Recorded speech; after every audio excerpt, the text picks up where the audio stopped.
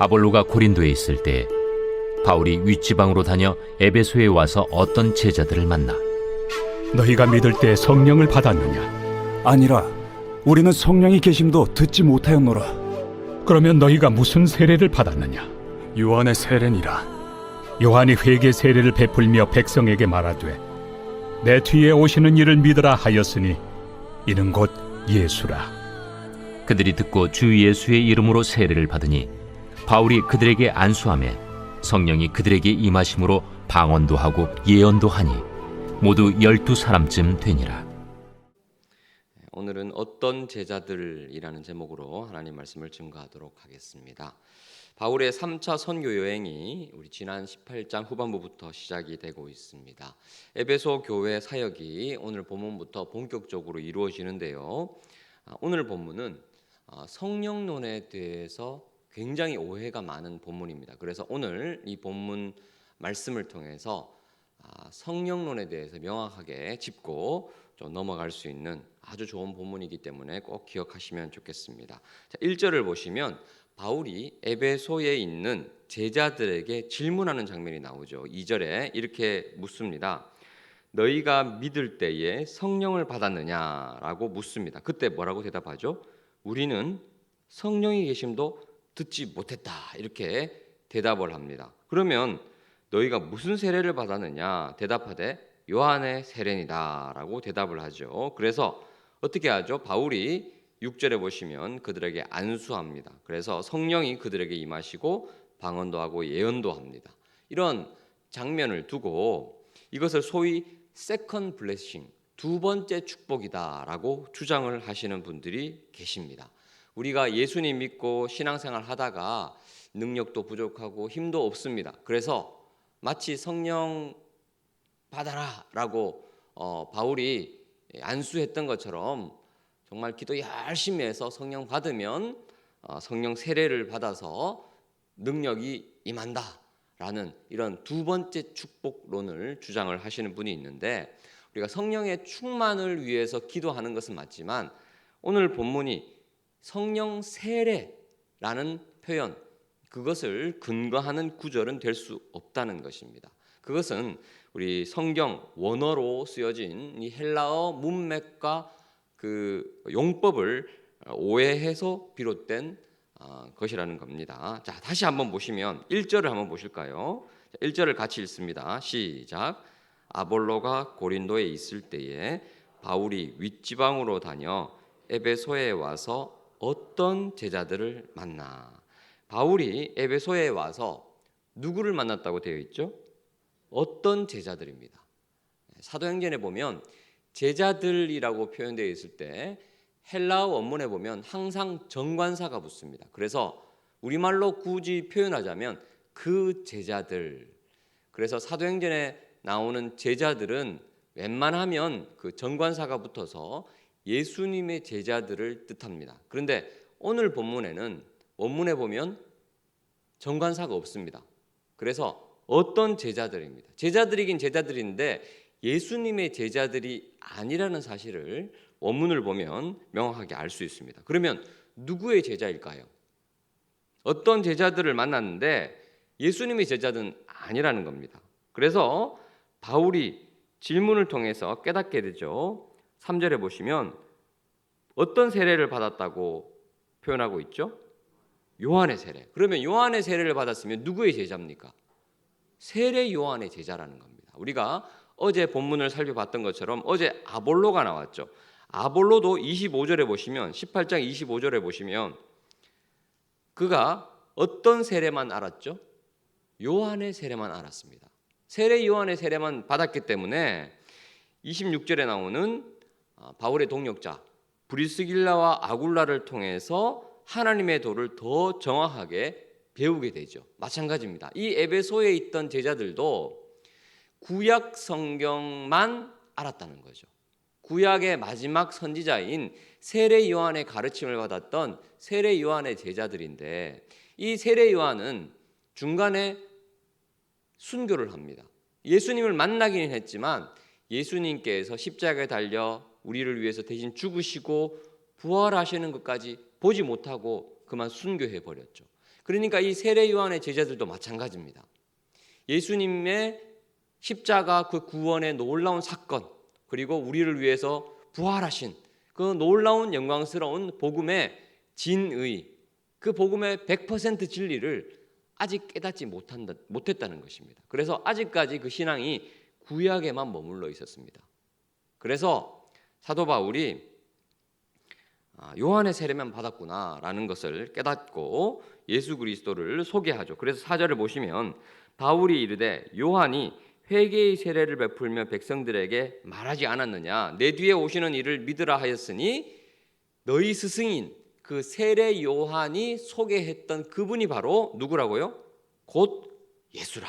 그래서 예수 그리스도의 그 십자가 복음을 설명을 했습니다. 그래서 5절에 그들이 듣고 주 예수의 이름으로 비로소 세례를 받게 됩니다. 그때 뭘 받게 되죠? 성령 세례를 받는 겁니다.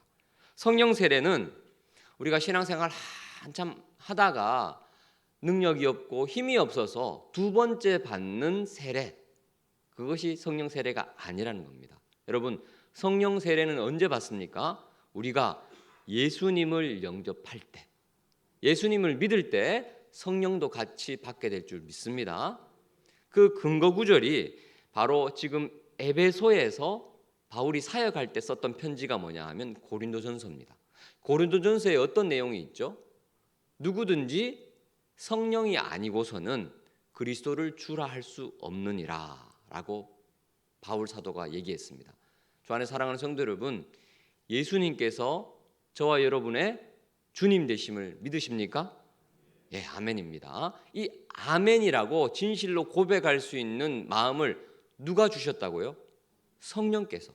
우리 안에 성령님이 계시는 줄 믿습니다. 예, 성령께서 우리로 하여금 예수님이 우리 인생의 진정한 주님이 되십니다라고 고백할 수 있도록 우리를 도와주신다는 겁니다.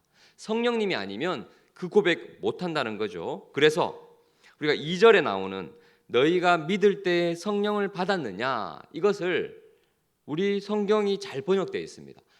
너희가 예수님 믿을 때에 성령을 동시에 받는다는 거예요. 그런데 이 본문을 잘못 해석하면 너희가 믿고 난 이후에 성령을 받았느냐, 성령의 능력을 받았느냐, 이런 식으로 해석하면 안 된다는 겁니다.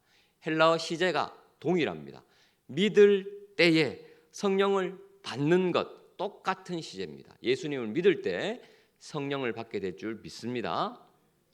자, 그런데 바울이 왜 에베소에 도착해서 이 제자들에게 너희가 믿을 때에 성령을 받았느냐라는 질문을 했을까요?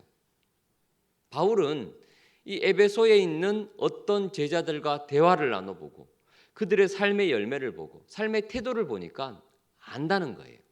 이 사람들이 제자긴 제자인데 예수님의 제자가 아니구나라는 사실을 금방 알아챘습니다. 왜요? 예수님을 주로 고백하지 않았기 때문에 성령님과 동행할 수가 없습니다. 그리고 삶에 성령의 열매가 나타나지 않는다는 거예요. 그의 인생이 예수로 충만하지 않았기 때문에, 성령으로 충만하지 않았기 때문에 금방 드러났다는 겁니다. 저 사람은 명목상의 교인이구나. 그래서 도전했습니다.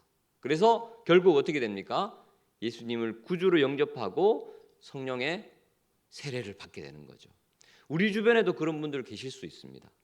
교회는 다니는 것 같습니다. 하지만 썬데이 크리스천이에요.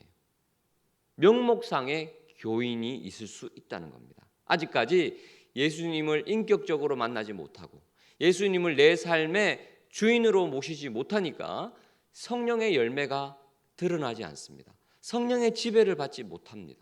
저도 마찬가지입니다. 저도 부모님께서 이름을 사무엘이라는 정말 부담되지만 거룩한 이름을 주셨죠. 하지만 모태신앙으로 자라났지만 예수님을 한동안 인격적으로 만나지 못했습니다. 그런데 고등학교 1학년 때 한 선생님께서 저에게 도전을 하셨습니다. 예수님이 어떤 분이신지, 그리고 예수님을 인격적으로 만나야 되고 예수님을 내 인생의 진정한 주님이자 구원자이심을 고백하지 않으면 안 된다고 강력하게 도전을 하셨습니다. 그때 제가 주님을 인격적으로 내 인생의 구주로 모셨고 그리고 성령의 세례를 받고 또 예수를 주로 고백할 수 있었습니다. 그것이 이제 거듭나는 시점이 되는 거죠. 우리 자라나는 다음 세대들 가운데 아마 이런 부모님 때문에 교회를 그냥 저냥 다니는 다음 세대들이 있을 수 있습니다.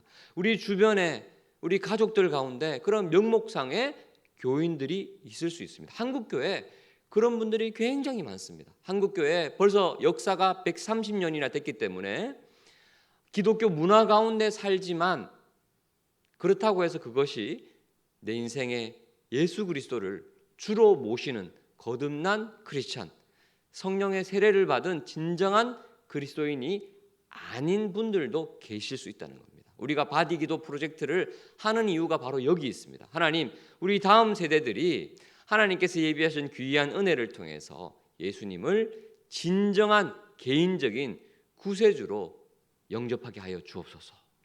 그런 계기를 주옵소서라고 우리가 기도할 때 하나님께서 큰 은혜를 우리 자녀들에게, 우리 다음 세대들에게 주실 줄 믿습니다. 뿐만 아니라 우리 가족들 가운데 명목상의 그리스도인들이 있다면 그들이 진정 주님을 인격적으로 만나고 또 성령 세례를 받아서 주님과 늘 동행하는 그런 복된 기회가 속히 오게 될 줄 믿습니다. 오늘 말씀을 기억하면서 합심해서 기도했으면 좋겠습니다. 하나님, 우리 주변에 수많은 명목상의 교인들이 있다면 그들이 예수님을 인격적으로 만나고 예수님을 마음의 주인으로 모셔서 성령님과 동행하는 복된 인생 살게 하여 주옵소서. 우리 다음 세대들 가운데 그렇게 주님께 나오고 헌신하는 하나님의 사람들이 일어나게 하여 주옵소서. 주님을 크게 한번 부르고 합심해서 기도합니다.